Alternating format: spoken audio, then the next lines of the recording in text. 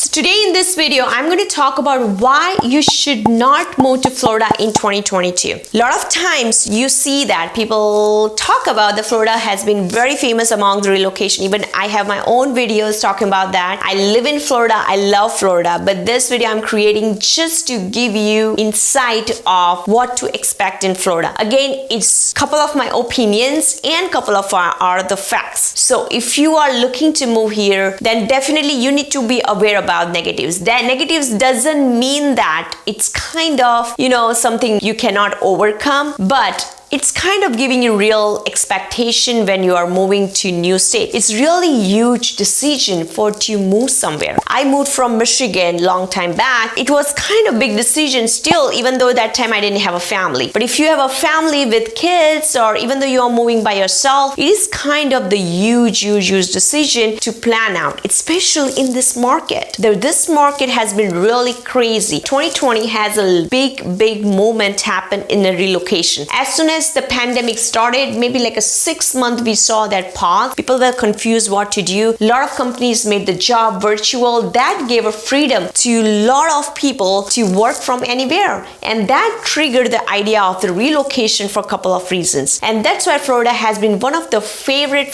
state in a relocation. Main reason is the lifestyle and the affordability, because here the affordability is still affordable to buy or live here compared to the states like California, Boston, Washington, New York. I mean, a lot of states I can put it against. I'm not saying the Florida is cheapest state to live in. You would find a lot of cheaper state too other than Florida, but compared to the lifestyle what it offers, it is a kind of very attractive state. And that is why we have seen a lot of relocation happen. Like in 2021, we have seen like 555,000 relocation happen just in Florida in different areas. So talking about all those good stuff, but there are some negatives, and that you should be aware about if you're thinking to relocate in 2022. So let me start with one of my, something bothers me is like, especially in 2022, is the market. The Florida market is very hot. Things are going very fast. I mean like houses, because I'm a real estate agent. So that would be my favorite topic, because we are feeling so much friction to buy houses in Florida. I have a lot of buyers to help with, but the inventory is still low, and the reason is the houses are going like this. And the main reason we feel is like Florida has very limited of the cities if you're looking for public schools, good public schools, like really good ratings. So I've seen in my clients, because I help a lot of relocation clients, they feel like the Florida education ratings are very low, and that's what impacts the inventory. Because what happens where the schools are really good, people just want to focus on those cities which are very limited cities, and that's why those particular cities inventory stays very low. We have experienced that from 2020, even right now also in 2022 we are seeing that, and I don't see that changing drastically, because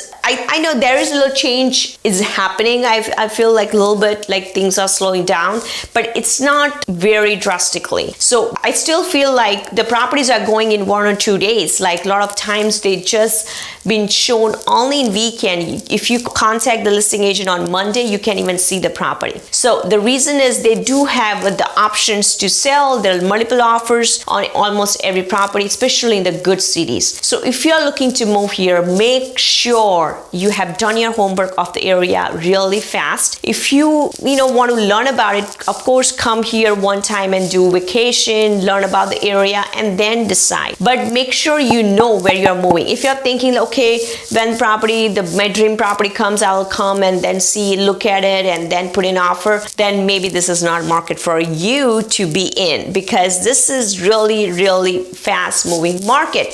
You got to be okay to decide even on a virtual calls, and that's what we do sometimes to a lot of my clients. Another fact I'll tell you got to be prepared is the humidity. That's not something surprising, but that does bother a lot of people, and that creates problems like allergies too, because here the humidity is very, very, very high, especially in most of the beach towns. But one thing people don't know, like in Florida, a lot of, like, let's say Central Florida, if you go, it's less humidity. It's not even, you don't even feel like there. So, you know, there are, like, it's easy to overcome stuff. Like, it's not like you are going to stuck, depends on the which area you choose. But I live in the west side of the South Florida. We don't feel that much humidity. Of course, it's hot all the time, but it's not like humid all the time. So it is again negative, but you can still overcome depending on where you're moving. Another fact I would like to talk about as a negative is the property taxes are going up, and the property insurance is kind of big trouble. The taxes, like, since Florida state tax is 0, and that's another attraction for a lot of business owners because they can save tons of money by moving here or showing as a primary home. So a lot of investors are just interested to buy something just to show that primary home. So when you are moving to Florida in 2022, make sure you have done your research a little bit about the area. So Florida, it's very famous for the weather, right? But one thing is sure, wherever, I mean, the Florida has a lot of varieties in the state itself. It's a really large square mile radius state. If you live, let's say, in a Central Florida or North Florida, the weather is completely different than South Florida. So I would say this is not negative, but it's kind of giving you a little heads up on doing the research on this direction before you decide. So a lot of people, like, you know, of course, that's a very normal trend of seeing like where the IT companies are or where the job, you know, more opportunities are. That's how people decide the cities. But Florida has not only as a job attraction, but the main attraction is weather. And that's what people have expectation of, having the warm weather almost everywhere in Florida, but that is not actually true. So you got to be, you know, a little bit more aware, like, you know, actual, like, let's say the winter weather or summer weather, how much, what the temperatures are in the north part of the Florida, Central Florida, east side or west side. That's how I divide normally Florida state in general. So I have a couple of other videos explaining about what to expect in different areas of Florida if you want to check out that. So these are kind of my top negative factors if you are moving to Florida, you got to be aware about. So let me ask my videographer, I think, what is your opinion? Giovanni, what do you think about it? Like, do you feel any other problems in Florida? I don't feel like there's an actual problem here in Florida. I'm fine. Oh, okay. So he doesn't feel, I think a lot of Floridians will have that view that, but still, like, tell me about, like, something, dig on in your thought process. And I mean, sometimes traffic could be kind of funny, maybe, you know, kind of jammed, but that's pretty much it. That's all I can think of.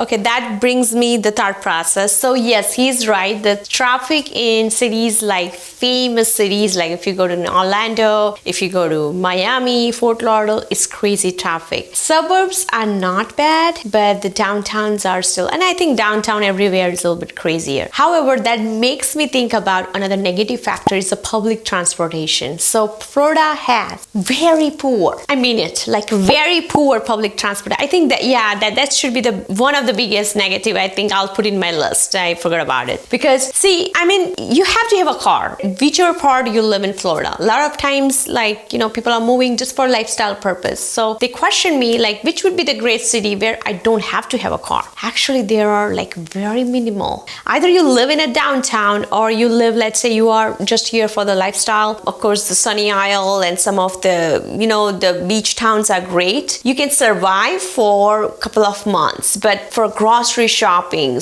going to other cities, like, you definitely need a car. So I would say technically without car, you cannot move around. There is no bus services. Like, there are bus services, but very limited inside the city. They're like, let's say you go to Delray Beach, that's one of the very famous town here. There are shuttle services there, but it's only like 1 to 2 mile radius. So technically, let's say you want to go to one city to another city, it's really, really poor. There are a lot of universities here, but still, you know, the kids having so much problem because there is no public transportation that they have to have a car. So in general, the public transportation is really poor. Like recently we had a, you know, the fastest train service get opened from, like, someone wants to move, like do transportation from Orlando to Miami or Fort Lauderdale, that's something cool has come. Like, you know, if you don't want, because Orlando is one of the hub, you know, where you can go for the theme parks and a lot of things to do. So mostly people living in Orlando, they will have a yearly pass or annual pass so that they can utilize multiple times going there. So there is back and forth. A lot of people does more frequently than you wouldn't even think of. Like almost every weekend I heard, you know, when things were normal, a lot of my friends, they would go every other weekend to Orlando. And yes, that's frequent. People use their annual pass. But another problem is like you have to drive, you know, if you are living in other part of Florida, let's say you are in further south, it's almost like a 4 hours drive. But now this train is kind of more convenient. A lot of people use that. If you just want to go theme park, you don't want to go drive around a lot, then they just go into train. However, the expense wise is not that cheaper also. So in general, I feel the public transportation inside the towns, inside, you know, for job purposes also is very poor. My husband works in Miami, so he used to take a bus service, but you literally have to go to that bus station